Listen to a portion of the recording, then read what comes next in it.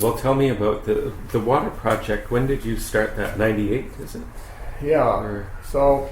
And who came up with the idea of the water project? Well, what was it all about? What was it called? The Lower Mainland Congregational Renewal Project, or something like that. It was kind of had a clumsy name to it, and it came out of Vancouver South, and they could see that there was some changes starting to happen with congregations. The congregations were beginning to kind of show some decline, and they were concerned about that.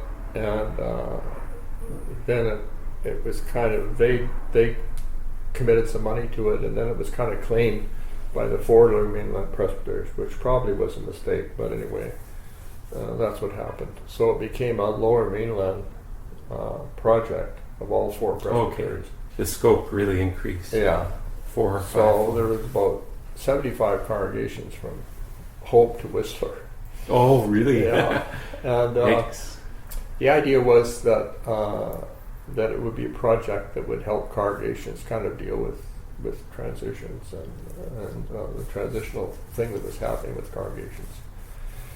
So, in brief, there were about 3 focuses that we had in the water project. First of all, 4, let's say 4. First of all, we had a great board that really put a focus on theology, and I love theology, and I believe in.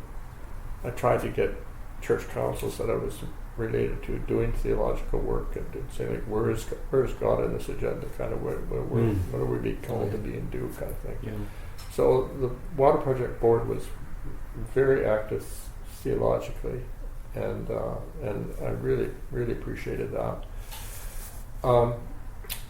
The second thing is that we focused on regional groupings that we call clusters, and so we felt like we needed it theologically and practically. We needed to come at our work regionally and identify areas of that where congregations could cluster together and decide what they could do better together that they couldn't do individually.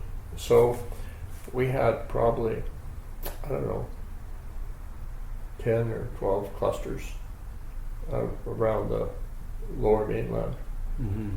And obviously some were more active than others. I would say overall there was a resistance to working together. Okay.